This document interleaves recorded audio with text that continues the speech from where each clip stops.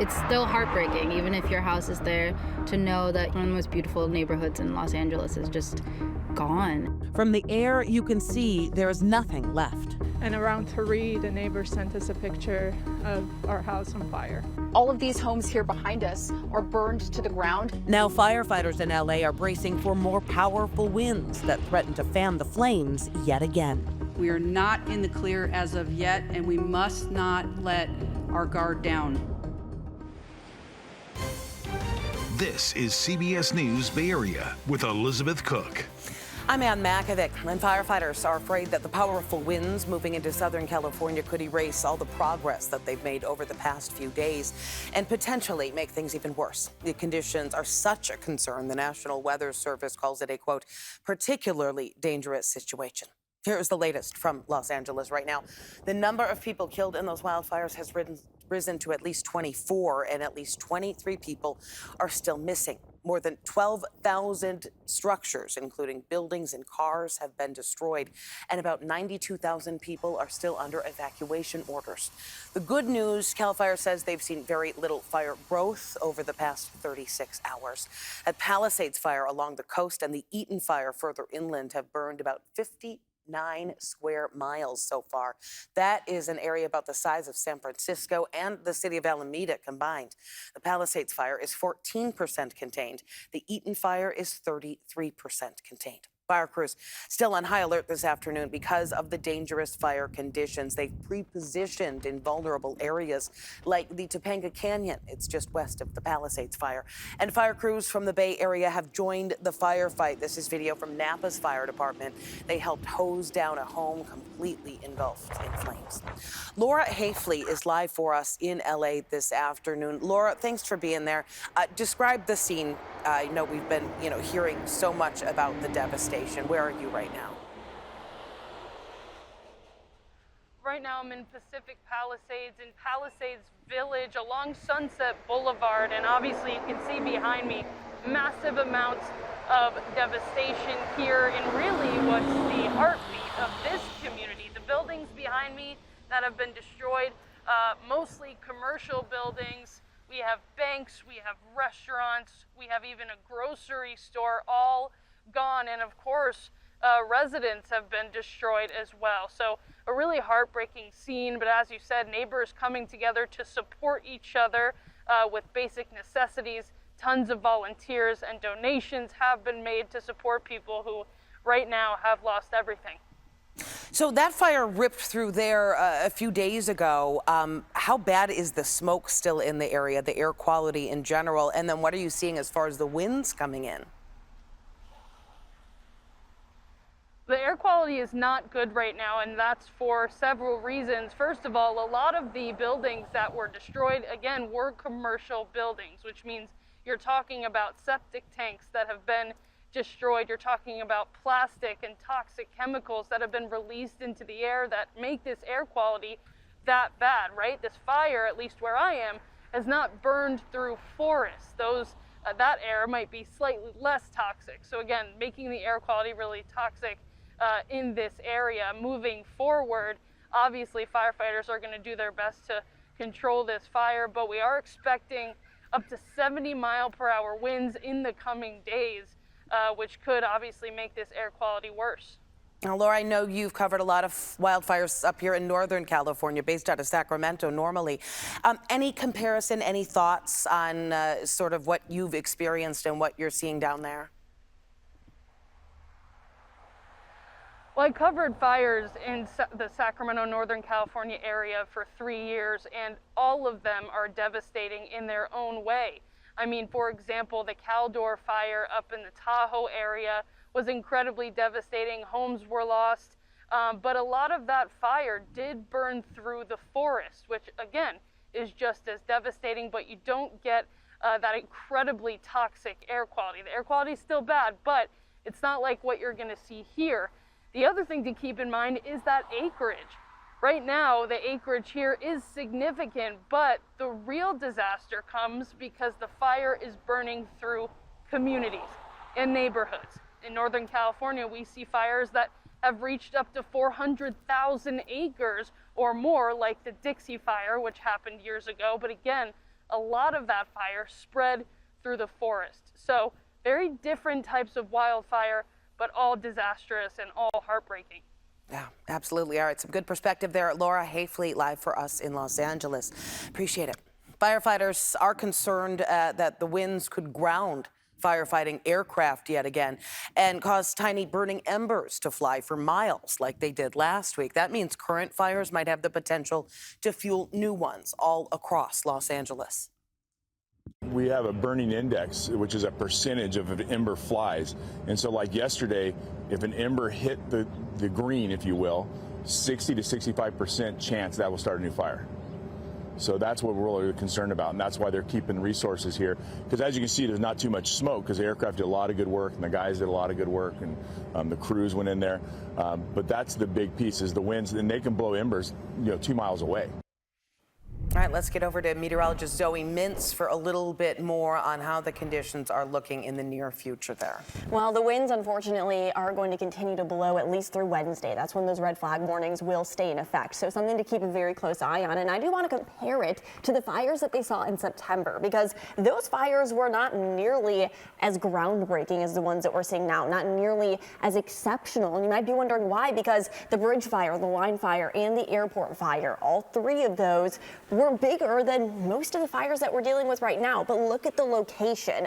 Location is so important. These fires, even though they were bigger, didn't destroy nearly as many structures because they were farther away from people, farther away from the general population. But look at how close both the Eaton fire and the Palisades fire are from neighborhoods, and that's the biggest issue. It's not only burning places in forested areas and places where people don't live, it's burning where people do live, and the plastics and the carcinogens are really, really bad for not only us, but also for the environment. We are going to continue to see, though, that offshore flow for at least one more day as that low pressure system makes its way offshore. There is some slightly good news. Those winds are going to blow most of the smoke offshore, so it shouldn't be sitting stagnant over California. For us, though, we'll be seeing some breezier conditions across the North Bay through this evening, but our wind advisory already expired. So really not all too much to talk about when it comes to winds for us here in the Bay Area. It's going to be quiet. It's going to be calm. It's going to be really not all too much to worry about over the next several days. So that's good news for us, quiet and calm conditions. And if you do want to get outside overnight tonight, you're going to have to grab a very warm jacket. We are going to be seeing our temperatures getting to the 30s overnight tonight, a couple of degrees below average, maybe even near freezing for some of our locations across our more inland East Bay communities. Still, though, everybody does need to bundle up. You got to grab that warmer jacket as you step out for your early morning hours. But these above average temperatures actually aren't going to stick around forever. So over the next 7 days, I do want everybody to enjoy the quieter conditions while you can. I don't know why that happened, but either way, we are going to continue to see these quieter conditions over the next 5 to 7 days. Little to no chances for rain, but what you also notice are the cooler temperatures that are going to arrive this upcoming weekend, so enjoy the warmer weather while you can. And back to you. All right, thank you, Zoe. Along with the homes and businesses that we've lost, some places of worship also burned down in the Palisades fire, and that includes Corpus Christi Church. Displaced parishioners were welcome to attend Mass at St. Monica Catholic Church in Santa Monica. A woman who lost her home says she is grateful for the church to open its doors. I think it was the first offer of support that would heal us spiritually and physically and emotionally. I know some people that are here who are not particularly regular churchgoers, but whose souls needed a place to come. Well, drone footage from the Santa Anita Park in Arcadia, close to the Eaton fire, is showing the power of community. Thousands of people looking to lend a helping hand to those impacted by the fires. They are waiting in long lines right now for a chance to help sort through donated stacks of food, water, and diapers. Sorry, I feel so bad for the people, so just wanted to come help somebody. I have donated the water, and donated the food, cereals, and pasta. My family and we all came out because we want to give back to our city. A volunteer credits social media for the huge turnout. He said all it took was a few posts online, and thousands of helpers showed up. As people watch the wildfire disaster playing out in Los Angeles, a lot of people here in the Bay Area are looking for practical ways to help. For the last few days, businesses and individuals have been organizing relief efforts to try to help people in need. John Ramos has the story. After all the tragedy we've seen coming out of Los Angeles in the last few days, it's time to put aside all the normal rivalries. The people in the Bay Area are stepping up to help in any way they can think of. With the images coming out of LA, it didn't take long to realize that this was going to be a major disaster and help was going to be desperately needed. Westgate Church in San Jose began an emergency donation drive on Thursday, and by Friday, they had collected enough to fill a semi-truck donated by a local trucking firm to be delivered to a nonprofit relief hub called the Dream Center. Everybody came together, community, faith communities, engaged citizens, trucking folks, everybody came together. And it's just beautiful when people are willing to be compassionate and empathetic. The same thing was happening in Oakland, where Judabu, a Korean tofu restaurant, became a collection point for more relief essentials. That shipment went out Sunday morning thanks to a caravan of volunteers. We all have friends and family in affected areas. We all know what it kind of is to be in an area that's heavily affected by wildfires. People are putting whatever talents they have to work to help out. Violinist Rose Crelly staged a benefit concert in Patricia's Green in Hayes Valley. And at the Hella Bagel Shop in Albany, workers were busy making a special Huevos Rancheros bagel, with the proceeds going to an organization called Feed the Streets LA. Running a bagel shop, we're in here all day, every day. I mean, there's not much time for anything else, and so it's like, what can we do? And it just kind of felt like a perfect marriage for us because of what we do and the understanding of just the importance of like a warm meal sometimes. Anything you can do to make yourself feel like you involved somehow with the misery that's there and maybe relieve it somehow, I think helps us, in our sense of being part of a greater community. But if there's a place where the terror of wildfire hits home, it's in the North Bay. Vonel Osmodoff owns a beach-themed clothing shop in Novato, but she lives in Santa Rosa and remembers what it was like when she had to evacuate her home in 2017. Explosion after explosion after explosion, and I went outside and everybody on the street was already packing. And I'm like, oh my gosh, I think we need to pack. So we started packing, and it's just kind of weird, the stuff that you grab. I mean, I was a little unorganized, and I grabbed my most fanciest dresses, like the stuff that I knew I couldn't replace. Yet I didn't have any socks, I didn't have any underwear, I didn't have shoes. That's why she started a clothing drive, donating a bunch of new inventory and taking contributions from her clients. A woman came yesterday, and she's brought these nice coats that are brand new. From her experience, she knows that practical items will be needed, but so will some things to help ease the emotional toll as well. Trying to just get regular clothing together that I know everybody's going to use. Plus, I'm donating the stuff that maybe someone had something like that in their closet, and it's like this really pretty dress that they're like, I feel so pretty in this, and all of that's gone. She'll still be collecting donations for the next 10 days or so and will then rent a trailer to deliver the items to a location near the fire zone. In ways big and small, people are doing what they can to try to help in a situation where a whole lot of people are feeling pretty helpless. Well, CBS is partnering with the Red Cross to raise money for people impacted by the Southern California wildfires. You can go to redcross.org/CBS to donate or call 1-800-RED-CROSS. You could also text Red Cross to the number 90999 to make a $10 donation. Still ahead, with so many resources in Southern California already stretched thin, a firefighting plane has now been grounded while the FBI is getting involved. All right, we have some breaking news this afternoon out of San Jose. Firefighters were on the scene of a house fire. This was on Monterey Road. Some video in here within the past hour this was shot. You can see the plumes of smoke. They're shooting up. We still don't know the cause of that fire, but all the people that lived in that house are out and safe. Other headlines around the Bay. 2 San Francisco police officers were taken to the hospital after an early morning chase ended in a crash in the Portola neighborhood.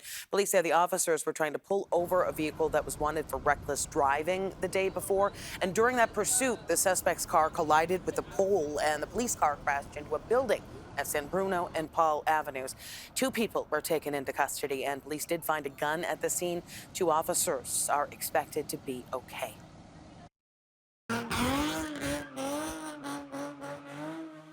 Another one of these in Oakland. Police investigating another sideshow. This one took over the road late last night along MacArthur Boulevard near 106th Avenue.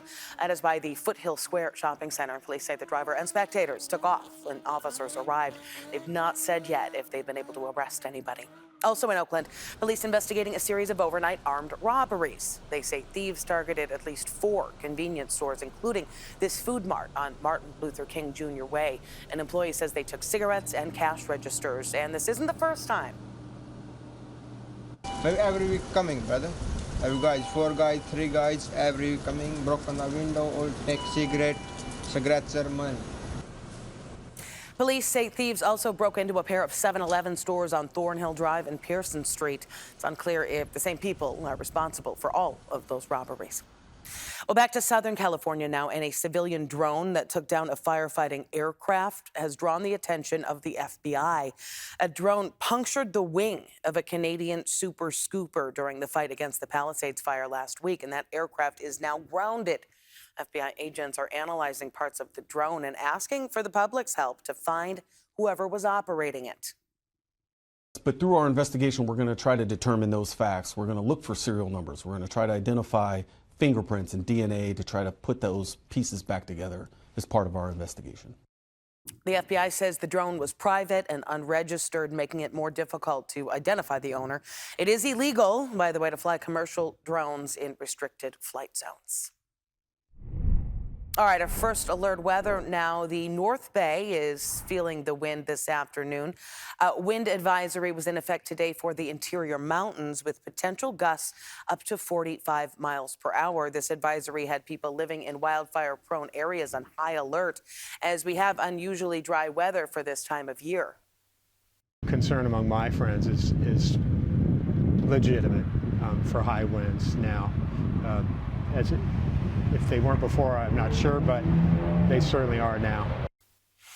And coming up at 5, we're going to hear from local fire departments on how they dealt with the winds as fire danger remains top of mind. And meteorologist Zoe Mintz has a look at some of those conditions. Well, the whole reason that this setup is taking place is because that inside slider storm system. So a storm that moves across the Sierra and it brings the offshore winds, not just for us here in the Bay Area, but for Southern California. It's the Santa Ana winds, and the reason that they're so dry. And through Wednesday, those dry Santa Ana winds are going to persist for them. So something really interesting that I like to point out are the winds on the ground. So taking a look at that big picture pattern, the offshore winds are very noticeable. If you look at those Santa Ana winds, those Diablo winds, as they're making their way through the Sierra, they're just getting ushered through the mountains, funneling in as they do so. If you could zoom in just a little bit more so we could see these Santa Ana winds right below my feet, because this is the action that we're looking at, this offshore flow, because normally our storm systems head towards us from west to east. That's the way that storms just move across the country. But the fact that we're seeing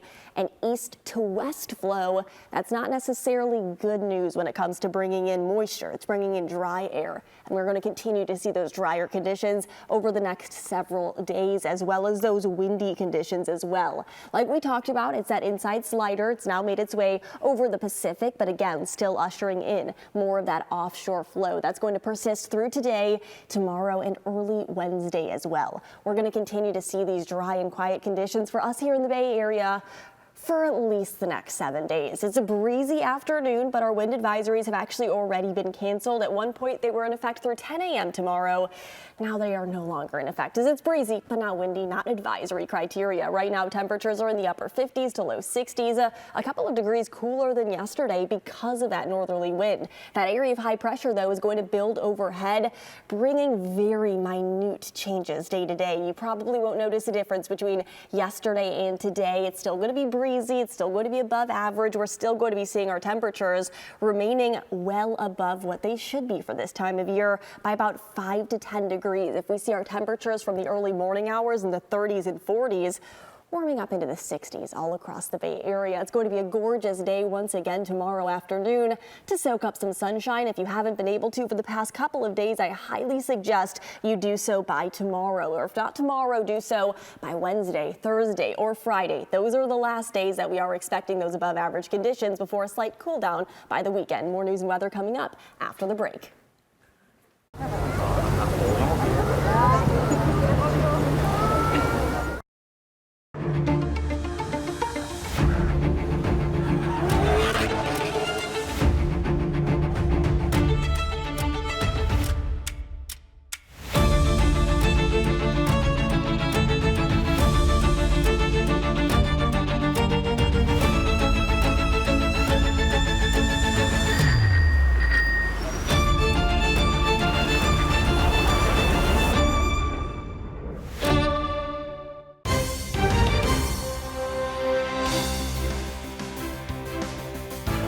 And back to Southern California, one local group is helping firefighters and residents any way they can.